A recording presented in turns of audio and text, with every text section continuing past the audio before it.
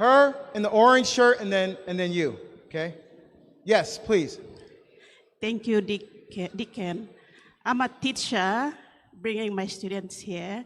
As an RE teacher, it's really challenging in this time to teach, especially in a classroom where we don't have many Catholic students, but mostly Protestants.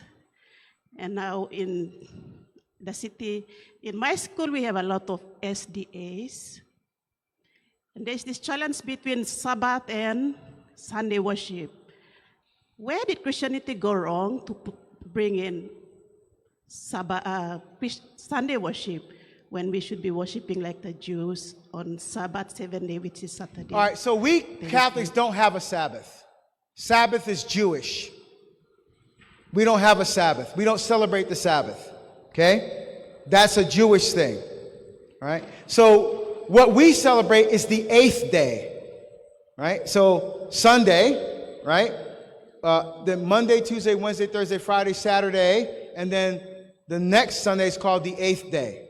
Right? So that's the day of the Lord. Now, we have a vigil mass, right? Like today's Saturday, there's going to be parishes that have a vigil mass. That's not Sabbath. We don't celebrate the Sabbath as Catholics, as Christians. That's not a Christian thing. That's a Jewish thing. We celebrate the Lord's Day. Now, we do have a vigil in anticipation of the Lord's Day. Why? Because it's nothing to do with the Sabbath as the way they counted days. It says Jesus rose on the 3rd day, right? So he was on the cross on Friday, right? So sundown to sun up the next, so that was the first day. When sundown, because that's why they had to get him into the tomb before the sun went down, because that's the start of the next day. Okay? That's day 2. And then from sundown Saturday to the resurrection Sunday morning, that's 3 days. Okay? That's how we get Jesus rose on the 3rd day. Because if you count 24 hours, then technically it's not 3 days. Right? But we get that Jewish understanding of the days, but the actual Sabbath, that's Jewish, that's not Christian. We don't celebrate the Sabbath. And let me say this. You mentioned you have non-Catholics at the Catholic school. That's good. What the problem in the States,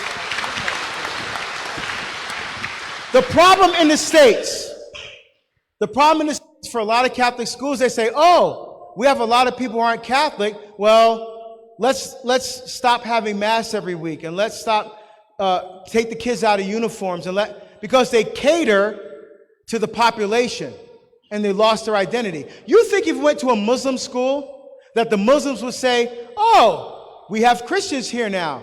Let's stop teaching Quran. Let's stop praying 5 times a day because the Christians are here. You know what they're going to say? You made a decision to send your child to a Muslim school. They're going to learn the Muslim faith. Our attitude should be, you made a decision to send your child to a Catholic school. They're going to learn the Catholic faith.